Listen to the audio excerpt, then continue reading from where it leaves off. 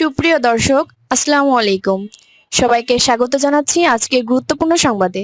প্রথমেই জানিয়ে দিচ্ছি সংবাদ শিরোনাম, পরে বিস্তারিত। বিএনপিতে যোগ দিচ্ছেন গণ অধিকারের রাশেদ খান। এদিকে এনসিপি কেন জামায়াতের দিকে ঝুঁকছে? এরপর থাকছে খুনি যত শক্তিশালী হোক, বিচার শাহবাগ থেকেই আদায় হবে জুমা। সর্বশেষ হাদির কবর জিয়ারত সহ শনিবার তারেক রহমানের একাধিক কর্মসূচি। শুনছিলেন সংবাদ শিরোনাম, এখন বিস্তারিত। তার আগে হৃদয় ছুঁয়ে যাওয়া একটি আবেদন। যদি হাদি নামটি আপনার বুকের ভেতরটা কাঁপিয়ে দেয়, যদি দিনের আলোতে জনসম্মুখে গুলিবিদ্ধ হওয়ার সেই মুহূর্ত আপনাকে নীরব করে দেয়, তাহলে আজ চুপ থাকবেন না। একটি ছোট্ট শব্দ লিখুন কমেন্টে, হাদির ওপর হামলার বিচার চাই। আর 2 হাত তুলে দোয়া করুন, হে আল্লাহ, শহীদ হাদিকে তুমি জান্নাতুল ফেরদৌস দান করো। তার শোকাহত পরিবারকে দাও অসীম ধৈর্য, ভাঙা হৃদয়গুলোকে শক্ত করে ধরার তৌফিক দাও। মনে রাখবেন, আপনার একটি দোয়া, একটি ছোট্ট কমেন্ট, হয়তো সেটাই আজ হাদির পরিবারের জন্য সবচেয়ে বড় শক্তি, সহযোদ্ধাদের জন্য সবচেয়ে বড় সান্ত্বনা হয়ে উঠবে। আর যদি সত্যিই আপনি অন্যায়ের বিরুদ্ধে দাঁড়াতে চান, যদি চান এই রক্ত যেন বৃথা না যায়, তাহলে এখনই আমাদের চ্যানেলটি সাবস্ক্রাইব করুন, ভিডিওটি শেয়ার করুন, যাতে এই হামলা চাপা না পড়ে, যাতে অপরাধীরা আড়ালে লুকোতে না পারে, যাতে একদিন তারা আইনের কাঠকড়ায় দাঁড়াতে বাধ্য হয়। চলুন, বেশি কথা না বাড়িয়ে বিস্তারিত জেনে নিই। বিএনপিতে যোগ দিচ্ছেন গণ অধিকারের রাশেদ খান। আগামী জাতীয় সংসদ নির্বাচনে ধানের শেষ প্রতীকে নির্বাচনে অংশ নিতে বিএনপিতে যোগ দিতে যাচ্ছেন গণ অধিকার পরিষদের সাধারণ সম্পাদক মোহাম্মদ রাশেদ খান। তবে তিনি কবে বিএনপিতে যোগ দেবেন এ বিষয়ে আনুষ্ঠানিকভাবে কিছু জানা যায়নি। গণ অধিকারের একটি সূত্র বলছে, বিএনপি যুগপথ আন্দোলনের সঙ্গীদের মধ্যে যাদের আসন ছাড় দিয়েছে, তাদের অনেকে ধানের শীষ মার্কায় নিয়ে নির্বাচন করার প্রস্তাব দিয়েছে বিএনপি। কারণ হিসেবে বিএনপি মনে করছেন, ধানের শীষ মার্কায় নিয়ে নির্বাচন করলে জয় অধিকতর সহজ হবে।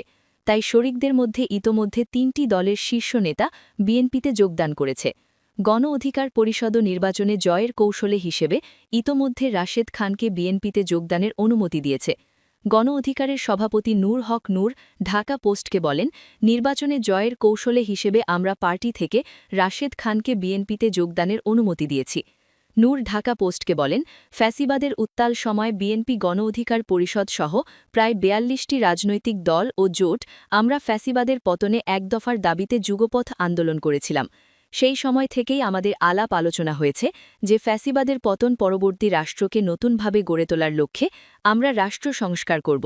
সেই লক্ষ্যে আমরা যারা যুগপথ আন্দোলন করেছি তারা একসঙ্গে নির্বাচন এবং একসঙ্গে আগামীতে জাতীয় সরকার গড়ব।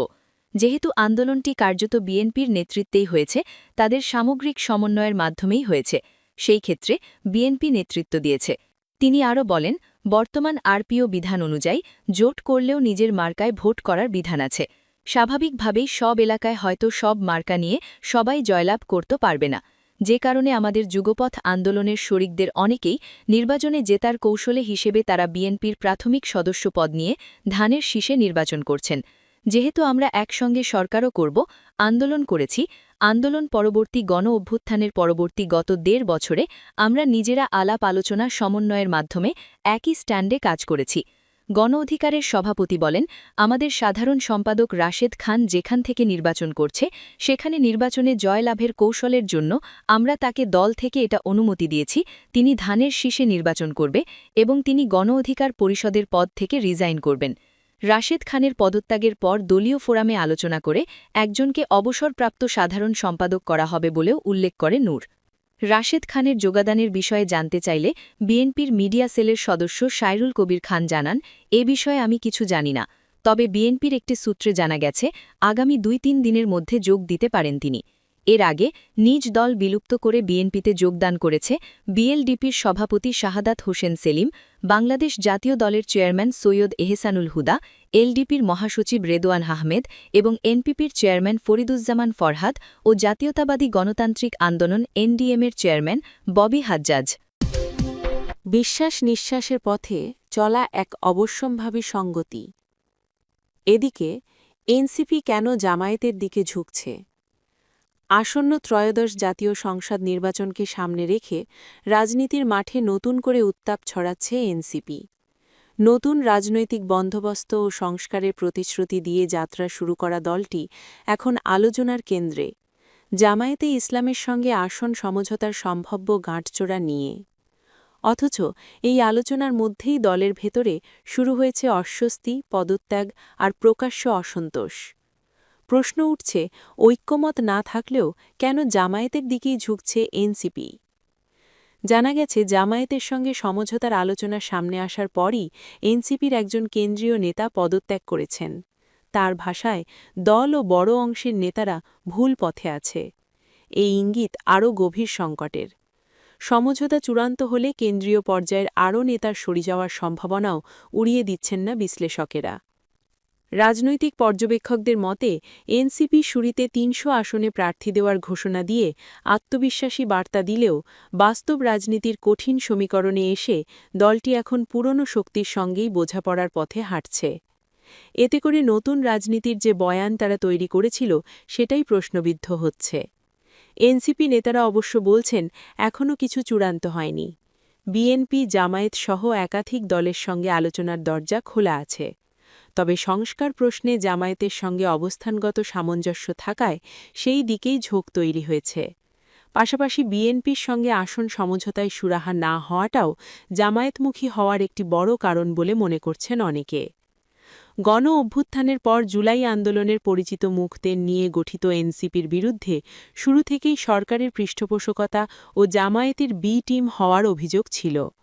যদিও ইসলামপন্থী ৮ দলের যুগপৎ আন্দোলনে না গিয়ে দলটি নিজেদের আলাদা অবস্থান দেখাতে চেয়েছিল। কিন্তু গণতান্ত্রিক সংস্কার জোট ঘোষণার ২ সপ্তাহের মাথায় জামায়াতের সঙ্গে আসন সমঝোতার আলোচনা সেই অভিযোগকে নতুন করে উস্কে দিচ্ছে। ঢাকা বিশ্ববিদ্যালয়ের এক অধ্যাপকের মতে, এনসিপি এখন ভোটের হিসেব করছে। জামায়াতের সঙ্গে গেলে আসন সংখ্যা বেশি পাওয়ার সম্ভাবনা দেখছে বলেই তারা এই পথে হাঁটছে। যদিও এর আগে দলের আহ্বায়ক স্পষ্টই বলেছিলেন, ক্ষমতায় যাওয়ার হিসেব নয়, সংস্কারের রাজনীতির জন্যই নির্বাচনে অংশগ্রহণ। তবে সমাজ বিশ্লেষকদের বড় অংশ মনে করছেন, আন্দোলন থেকে জন্ম নেওয়া একটি মুভমেন্ট পার্টি হিসেবে এনসিপির যে আলাদা পরিচয় গড়ে ওঠার সুযোগ ছিল, এই সমঝোতা তা নষ্ট করতে পারে। এতে করে দলের নিজস্ব ভোট ব্যাংক আরও দুর্বল হয়ে পড়বে এবং জামায়াত নির্ভরতা বাড়বে, যার ফলে ভেতরের ভিন্ন মতাবলম্বীরা একে একে সরে যাচ্ছেন। সব মিলিয়ে এনসিপির সামনে এখন কঠিন প্রশ্ন, ক্ষমতার রাজনীতিতে টিকে থাকতে গিয়ে তারা কি নিজেদের প্রতিশ্রুত নতুন রাজনীতি বিসর্জন দিচ্ছে, নাকি এটিই তাদের বাস্তব রাজনীতিতে প্রবেশের অনিবার্য ধাপ? সিদ্ধান্তের ফল যে গভীর প্রভাব ফেলবে তা আর বলার অপেক্ষা রাখে না। সর্বশেষ, খুনি যত শক্তিশালী হোক, বিচার শাহবাগ থেকেই আদায় হবে। শহীদ শরীফ ওসমান হাদি হত্যার বিচার প্রশ্নে অন্তর্বর্তী সরকারের নিষ্ক্রিয়তা নিয়ে তীব্র ক্ষোভ প্রকাশ করেছেন ইনকেলাব মঞ্চের ঢাকা বিশ্ববিদ্যালয় শাখার মুখপাত্র ফাতিমা তাসনিম জুমা। প্রশ্ন তুলে তিনি বলেন, রাষ্ট্রের নিরাপত্তা, গোয়েন্দা তথ্য সংগ্রহ ও স্থিতিশীলতা রক্ষার কাজ যদি নাগরিক সংগঠনকেই করতে হয়, তবে জনগণের টাকায় এমন সরকারকে টিকিয়ে রাখার যুক্তি কোথায়? শুক্রবার ২৬শে ডিসেম্বর জুমার নামাজের পর ইনকিলাব মঞ্চের নেতাকর্মী, সাধারণ শিক্ষার্থী এবং সমর্থক জনতা ঢাকা বিশ্ববিদ্যালয় কেন্দ্রীয় মসজিদ থেকে বিক্ষোভ মিছিল নিয়ে শাহবাগ মোড়ে এসে অবস্থান নেন। মিছিলটি শাহবাগে পৌঁছনোর পরপরই অবরোধকারীরা রাস্তা বন্ধ করে দেন এবং যান চলাচল পুরোপুরি থমকে যায়। চত্বরে মুহুর্মুহু স্লোগানে উত্তাপ ছড়িয়ে পড়ে, নারায়ে তাকবীর, আল্লাহু আকবার, দিল্লি না ঢাকা, ঢাকা ঢাকা, এক হাদি লোকান্তরে লক্ষ হাদি লড়াই করে, লীগ ধর জেলে ভর।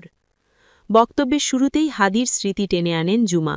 তিনি বলেন, যে ভাইয়ের কণ্ঠে আমরা রাজপথে স্লোগান শুনতাম, আজ তাকে কবরে রেখে এখানে দাঁড়িয়ে কথা বলতে হচ্ছে। এটা পুরো ইনকেলাব টিমের জন্য অপূরণীয় শোক।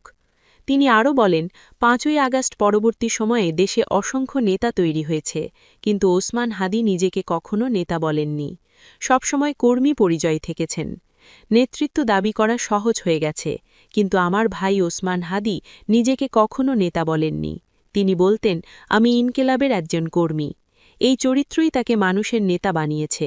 মৃত্যুর পরেও তিনি আমাদের শক্তি, আমাদের স্লোগান, আমাদের লড়াই।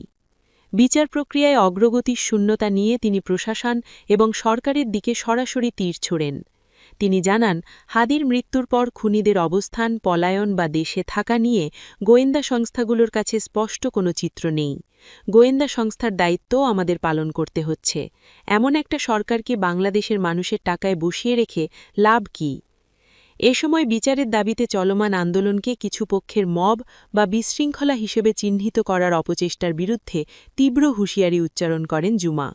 তিনি বলেন, একটা মহল আমাদের এই ন্যায় বিচারের দাবিকে মব বলে বিতর্কিত করার চেষ্টা করছে। আমি পাল্টা প্রশ্ন করি, বাংলাদেশে যদি মব করে ফাঁসিতে ঝোলানো যায়, তাহলে আমরা যখন শহীদের খুনিদের বিচারের দাবি করি, সেটা মব হবে কেন? আমরা বিশৃঙ্খলা করতে আসিনি। ইনকিলাব মঞ্চের কোনো কর্মসূচিতে সহিংসতার রেকর্ড নেই।